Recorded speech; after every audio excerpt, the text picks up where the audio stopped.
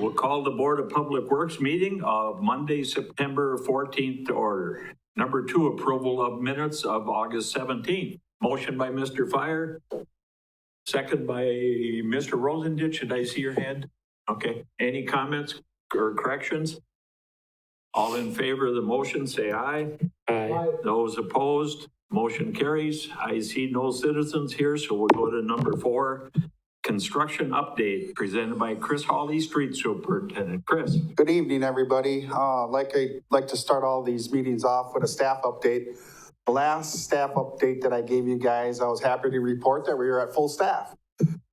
Just recently, we had a retirement. So Brian McClung has been with us for 26 years. He started in August of 1994. His last working day will be on Thursday. And I just want to thank Brian McClung for his service to the city. He's been an awesome guy to work with, and congratulate him on his retirement. Now on to the fun stuff. Mill and replace projects are going along great. The ones that are completed, shouldering and everything, North Hills and Wood up in the Northern Hills subdivision. Fairview off of, I think it's Schmidt, is completed. 13th and Locust over in the 14th and Adams area are completed also. The stuff since we last met that just had gravel on it now has binder on them, and the ditches are seeded and topsoiled and growing rather nicely. And that would be Schmidt, Butternut, 26th and 25th, all have black binder on them. Cleveland is ditched and tiled. Apple needs to be ditched and tiled yet. We actually pulled off of that project for a couple days here, doing some sanitary sewer maintenance for Sam, and we split the crews up. And so we're taking care of the work for Sam up on Schmidt and 7th over by the Columbus school up there. One of the interesting things that the only thing that we have left to pulverize, that's coming in next week, will be Cleveland and Apple and Hume. But what we found out on Hume when we were ditching and tiling it is this very unique thing that happened is when they did Hume back in, I think it was 1989, they did Hume, Anton, and Madison over by Lincoln School. They just laid a layer of fabric over the top of the cold roll, and then they binded over the top of that and put asphalt over the top of it. So we can't pulverize that because that fabric is just going to get caught up into the pulverizer. So we're going to have to pull that asphalt off and put a layer of base down and do that. It shouldn't be too long, a couple days to do that rather than a day to just pulverize it. So that was kind of a unique thing. It's a good thing we found it when we did. Otherwise, it would have did some pretty good damage to the pulverizer, plugging that thing up. Overlay projects, since we last met, McMillan has completed and opened up the traffic. That's all we have left to do is paint it. And we hope to get that painted this week. And things are moving on quite nicely out on South Central. And we're hoping to be done with that, like I said, in about the 6 to 8 week time frame here. So they finished up with a majority of the curb work today, and now they'll be replacing concrete panels out there. Like I said, today through Wednesday, we're doing the vertical sanitary lateral sewer lining, and that's a very unique project that we're doing for wastewater. Much like they're doing the horizontal lining, they found out that you can vertical line a sanitary sewer liner, and it saves digging up the whole lateral all the way down to the main. And in this instance, they're anywhere between 15 and 20 feet deep. And they're concrete liners, and they're deteriorating much like our concrete sanitary sewer. So we're lining those. That's all I have for tonight. If anybody has any questions. Any questions for Chris? Okay, thank you, Chris. Next, we'll have Tom Turchi, City Engineer. Tom. All right, we'll start with Cleveland Street. That project from Central to Walnut is done and waiting for pavement markings. Cleveland Street from Walnut to Daggy Street on the report that I put out Friday. All the grading and underground is now complete, and concrete work was supposed to be scheduled to be complete this week, but we just got a call this morning that Tree Weller won't be able to be in to do concrete work until maybe Friday or early next week. So that'll be delayed a little bit. All the underground work and grading work is done on Pine, and overall the project is still well on target to be completed before October 17th. Sanitary sewer interceptor relocation project, Vandahy Waters Aquatic Center. We did award this project to Hossons of Thorpe, and their projected start date is October 5th of this year. And we'll be having a pre-construction meeting here probably pretty shortly with that. Our sanitary sewer lining contract is about 80% complete. They finished up on Lincoln Avenue last week.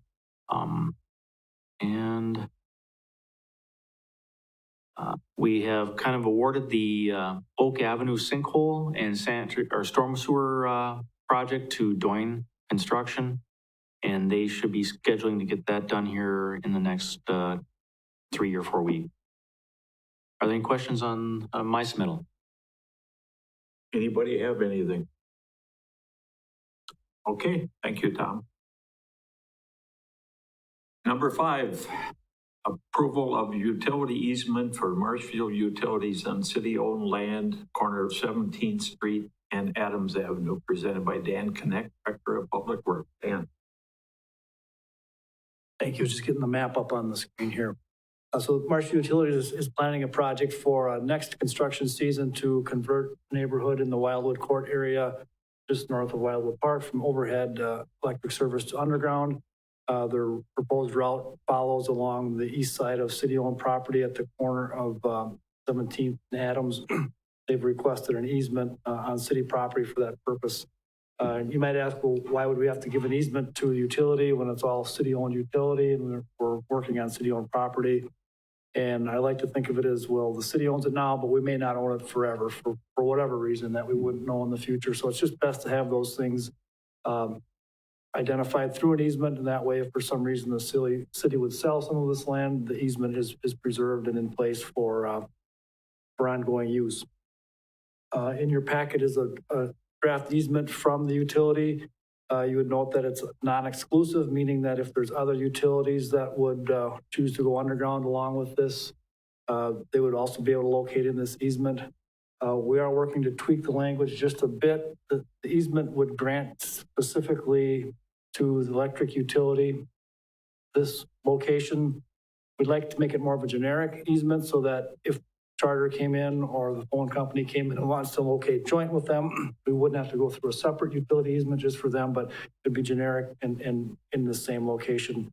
And often it's common that once the power company goes underground, the other utilities follow. So the recommendation here is to approve a utility easement that follows the east and north sides of this city-owned property at 17th Adams and authorize its execution. I would entertain a motion. Motion by Mr. Fire, second by Mr. Barbander. Question.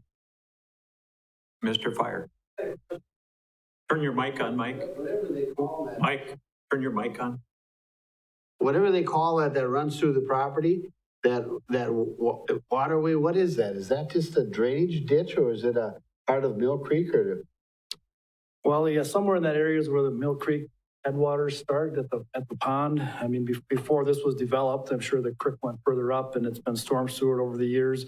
So a big portion of our storm sewer on that west side up in the Washington School area and up to probably up as high as Columbus, up the hill further, that all drains down through this way. And there's a pretty large storm sewer that discharges through that channel. So it's likely that it'll have to remain as a drainage purposes for foreseeable future. We've talked over the years that maybe that's a spot for a detention basin that could provide some relief from the Wildwood ponds. We haven't really pursued that further yet, but maybe that's on the radar. But right now it is a drainage way. It serves as part of our storm sewer system. Go ahead. The only reason I ask is, we're always, when it comes as far as Wildwood, we're always looking for parking and we always haven't got any parking anyplace. So if it, down the road, Probably not in my lifetime, but it may end up getting covered up and making a parking or, you know. So noted. Yeah, I brought the same thing up too, and they mentioned about detention basin. Question I would have, if you have a detention basin, is it feasible? Some places put big pipes in. Is that not feasible there? Go ahead, Tom. Your cost for something like that is Okay, that's going what to I be thought. 5 to 6 times just Okay. building the site on top of it. The other thing that we have coming up is with the new TMDL limits is we have to start planning for meeting those requirements, which are going to put our last round of requirements to shame. Yeah, I imagine. Okay, anybody else? Okay, all in favor of we do have a motion. Yes. Okay, all in favor of the motion, say aye. Aye. Those opposed, motion carries. Number 6, appointment of City of Marshfield representatives to the Marshfield Sewer Service Area Advisory Committee, presented by Dan Connect, Director of Public Works. Dan. Thank you. Some of you may recall being involved in this in years past. This plan was first developed in the year 2000, and it's a requirement of the DNR that wastewater plants have a sewer service area plan. It's really a water quality management plan that establishes future growth areas wherein sanitary sewer could be made available during the 20-year planning window if there's a request for that extension. The plan needs to be updated every 10 years. The last update was done in 2011. We have an agreement in place with the North Central Wisconsin Regional Planning Commission out of Wausau to do this update for us. In fact, they did the original plan and the update in 2011. Part of the process involves an advisory committee. Since this boundary extends beyond the city limits, the advisory committee includes the surrounding townships and the village of Hewitt. And there ends up being 12 members on this committee, 6 members from the city of Marshfield, and then 1 each from the towns of Cameron, Lincoln, Marshfield, McMillan, Spencer, and village of Hewitt. In the past, city representatives have been the chairman of the Board of Public Works. I think Alderman Fire might have been chairman at that time. You remember that? Representative of the City Plan Commission. I think Alderman Wagner may have been involved in it in a previous plan. The Director of Public Works or City Engineer, Development Services Director, City Planner, and then the Wastewater Utility Superintendent. So we're recommending that these 6 individuals be appointed to the Marshfield Sewer Service Area. And I'm recommending that City Engineer Tom Perchie would be involved in it this time instead of myself, so he can some of the fun involved there. So with that, I'd recommend your approval. Motion by Mr. Fire, second by Mr. Bartender. Questions? All those in favor say aye. Aye. Aye. Those opposed, motion carries. Number 7, approval of purchase of walk-behind concrete saw, presented by Chris Hawley, Street Superintendent. Chris. Good evening once again. This is the round out our last of our 2020 purchases for the equipment replacement fund. This concrete saw is the one we are going to replace it with. The unit 144 is 14 years old. Was purchased in 2006, and it has about 1,158 hours. It's a Demas concrete saw, walk-behind concrete saw. We use it for all of our overlay projects and all of our mill and replace projects for sawing asphalt also. The unit needs to be replaced. It's a good working saw. We did break down and lose 2 working days on it last week, but got it back up and running. And we're looking to get a new Husqvarna, as you can see. As you're looking at the bids on this, you might be wondering why the Farrell and the Hatch quotes are so far apart. Farrell happens to be an authorized dealer for the Husqvarna, and Hatch is not, so the Hatch price is kind of like a list price. But we did get a quote from them. They also have a core cut saw that is very similar to the Husqvarna saw. It's comparing apples to apples there. And the Husqvarna, because it's the dealer and they had some good dealer discounts this time of year, we got a really good price on it. The one thing that the blade clutch, it's a little bit over what we budgeted, but the blade clutch, the Demas that we have now, when you start it up, the blade runs. So you got this 24 or 30-inch blade constantly going. With the new technology and stuff, it comes with a blade clutch. When you start it up, you can actually shut the blade off, which is a real good safety feature. And I recommend that we, if you guys agree, a motion to approve purchasing the Husqvarna with blade clutch from Farrell and equipment and supply for the quoted price of $36,841.50. And with that, I'll take questions. Motion by, is that a motion, Mr. Bargender? Okay, motion by Mr. Bargender. Do I have a second? Mr. Rosendich, Mr. Bargender, you have a question? Let me get this. Thank you, Chair. I do have a question. Reading the background and summary here, I see that is you have other existing saws? Is that it? Or? We have one other existing saw that was purchased new about 4 or 5 years ago. It was purchased from I think 2 street superintendents before us, and it was it's underpowered. It doesn't do the job basically. So I think we're going to get a really good price on that. We've reached out to several dealers to say, hey, we have this on hand. Can you guys see if you can get a good price for us on it? So we're only going to have one saw? No, we're going to keep the 144 as our backup. Okay. It's a great saw. It's a Demus. Actually, Husqvarna bought them out 15 years ago. And we'll have that one as our backup also. So we're selling off the oldest one? No, we're selling off the newest one, actually. That's underpowered. The underpowered one? Yes. Doesn't fulfill our needs? Doesn't fulfill our needs, no. Okay. So just reading this, I was kind of confused. Yeah. But thanks for the clarity. Thank you. Like I said, Husqvarna bought out Demus too. And not only that, Husqvarna is, we checked around, it's kind of a standard piece of equipment that like Tree Ryler uses now. And they're really happy with the saw. So, Anybody else have any questions? Were you able, Chris? Were your guys able to try this one out? Or? No, actually, we talked to Danny Tree Ryler to see if he can get some over here, and they're all down in Madison right now. But that's a good recommendation from Tree Ryler that used it quite a bit. So. Yep. Okay. All in favor of the motion, then say aye. Aye. Those opposed. Motion carries. Thank you. Number 8, update on annual Board of Public Works bus tour presented by Dan Connect, Director of Public Works. Dan, let's go for a ride. Thank you. Yeah, this is the time we normally take our bus tour, but this year with these uncertain times, we're going to try something a little different and work with our communications department to do a virtual bus tour or a tour of some of our projects.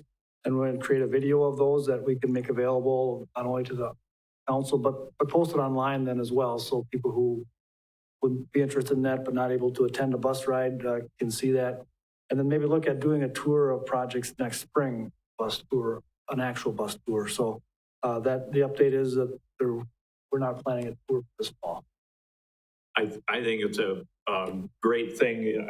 I'm glad you said council because not everybody always came from the council to look at it. And, we always get criticized that we have so many streets that are in need of repair. And over the years, I asked people, and I'm sure Mike did too, asked people if they want to go for a ride. And they were amazed at the number of streets we were doing and the cost. Mm-hmm. So Mike. Dan, you're going to go along and explain like you did? Yeah, I would still narrate it. We haven't really figured out how we're going to do it. If Tom will just take some video and then I'll describe what it is, or if we'll go out together and do something. But that's our plan in the next few weeks to put something together. So, Mr. Bargender.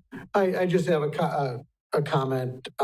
Years back before I was on the council, or I was invited along and I went on the bus tour, and I really was amazed. I mean, how many streets really do get worked on? I mean, if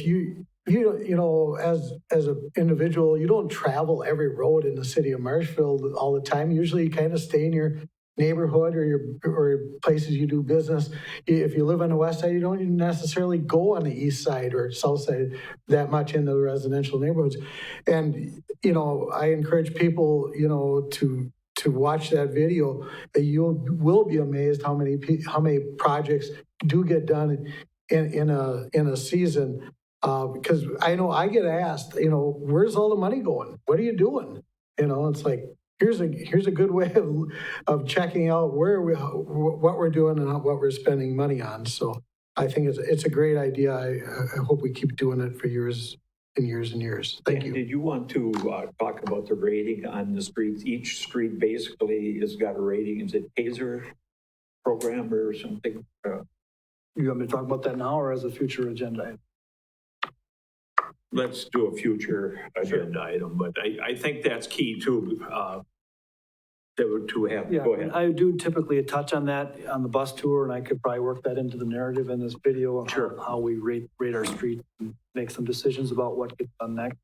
Again, just, like we're talking here, that there is a lot more going on and you are aware of the streets that need work and it's a matter of fitting them in. Okay, anything else on that?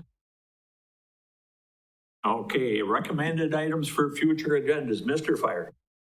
We've talked about, we haven't had this for quite a few years. We should do where we do the scan on the sewers and we show them how they line. Oh. I think there's a video on that. There's a lot of the gentlemen on this board have never seen that video.